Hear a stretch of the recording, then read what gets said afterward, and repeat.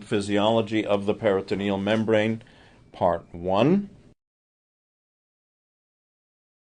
Outline. In this module, we shall discuss the use of the peritoneal cavity as a dialysis system, the anatomy of the peritoneal membrane, and 3 models of peritoneal transport. You are undoubtedly familiar with the principles of hemodialysis. In hemodialysis, blood is removed from the body and passed through a large number of small, so-called capillary tubes. These tubes are bathed by dialysate. Solutes diffuse from the blood in the capillary tubes into the dialysate. Application of a transmembrane pressure gradient results in ultrafiltration of fluid from the capillary tubes into the dialysate. The dialysate containing the removed fluid and solute is then discarded.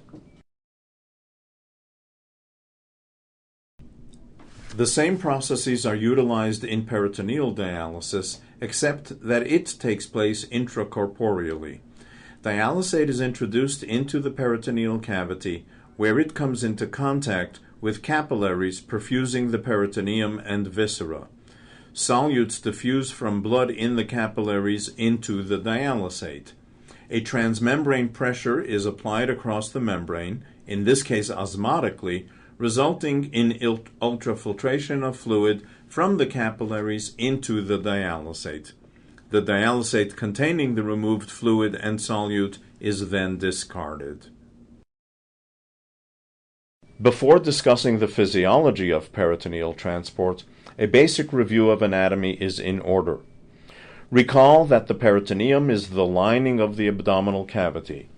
It consists of 2 layers, the parietal and visceral peritoneum. The visceral peritoneum, covering the abdominal organs, accounts for 80% of the total surface area.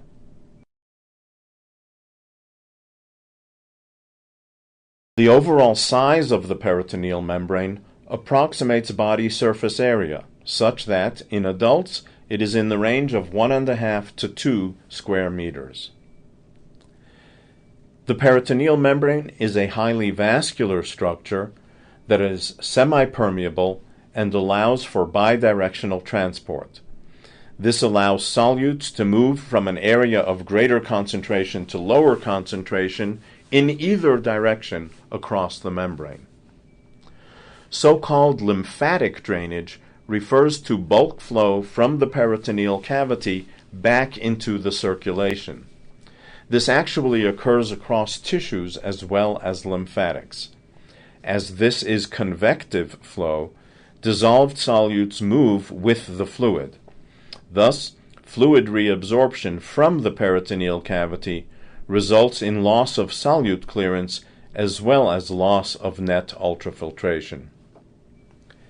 It is important to be aware of the continuity of the peritoneal cavity with the fallopian tubes, as retrograde menstruation, which may occur in any woman but goes undetected, will cause bloody dialysate and create concern in the PD patient.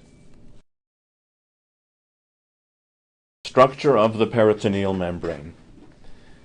This slide depicts the structure of the peritoneal membrane in pictorial fashion on the left and in a photomicrograph on the right. There is a single layer of apically to basally polarized mesothelial cells supported by a submesothelial compact zone that is largely collagenous. This in turn rests on a deeper, loose adipose connective tissue that contains scattered collagen fibers, mononuclear cells, and blood vessels. It is the vascular endothelium of these vessels that poses the major barrier to peritoneal transport. 3 models describing the nature of peritoneal transport have been proposed. These are the 3-pore model, the pore matrix model, and the distributed model. Recognize that these models are not mutually exclusive. Rather, they are complementary and should be integrated with one another into a comprehensive whole.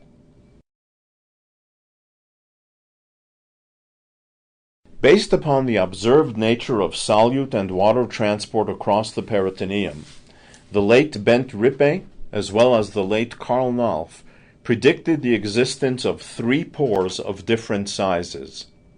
1. A large pore of 100 to 200 angstroms corresponding to interendothelial cell clefts, which allows for transport of even large molecular weight solutes. 2. A small pore of 40 to 60 angstroms, originally postulated to be a paracellular structure that has not been demonstrated anatomically, which allows for transport of water and low molecular weight solutes. And 3. An ultra-small transcellular pore of 4 to 5 angstroms that transports water only. Remarkably, the prediction of the existence of this water-only pore was made on physiologic grounds before the existence of aquaporins had been proven. Subsequently, this ultra-small pore has been demonstrated to be aquaporin 1. The presence of aquaporin 1 in the peritoneal membrane is responsible for the phenomenon of sodium sieving. Imposition of an osmotic gradient across the peritoneum results in the movement of free water through the aquaporins, while sodium is left behind or sieved. The movement of free water into the peritoneal space results in dilution of the dialysate, such that dialysate sodium falls over the first 60 to 90 minutes of the dwell.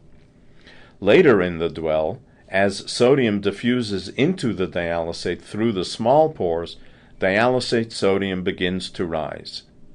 The degree of sodium sieving is proportional to the strength of the osmotic gradient as determined by the concentration of glucose used. The second model of peritoneal transport is the pore matrix model. As indicated previously, the small pore has not been demonstrated as a distinct anatomic entity. Borrowing from the study of other vascular endothelia, Flessner postulated that the large and small pores represent different functional states of a single anatomic entity. The difference in transport characteristics is then determined by the density of the intercellular glycoprotein matrix. The glycocalyx density is influenced by a number of factors, including oxidized LDL, adenosine, ischemia reperfusion injury if present, and inflammatory mediators such as TNF-alpha, all of which decrease the density of the glycocalyx. As seen here, interendothelial cell pores with sparse glycocalyx, such as the pore at the bottom of this diagram, function as large pores, allowing larger solutes to get through. In contrast, those with a richer glycocalyx, depicted here in the middle of the diagram, function as small pores, allowing only smaller solutes to pass through. The third model for peritoneal transport is the distributed model. This model postulates that the influence of a specific capillary on PD transport is a function of that capillary's proximity to the mesothelial dialysate interface. The solid curved line on this diagram represents the profile of the osmotic pressure due to glucose. This pressure is highest at the mesothelial dialysate interface and decreases as one penetrates deeper into the submesothelial zone. Proliferation of vessels near the interface will increase effective peritoneal surface area. Increased effective peritoneal surface area may occur de novo as a consequence of intraperitoneal inflammation as reflected by dialysate levels of IL-6. It may also be observed, often temporarily, during episodes of peritonitis, or it may occur after prolonged peritoneal dialysis, likely due to exposure to high glucose-containing fluids. This slide depicts the relationship between small solute transfer rate and the dialysate content of interleukin-6. Each line represents data from an individual dialysis center.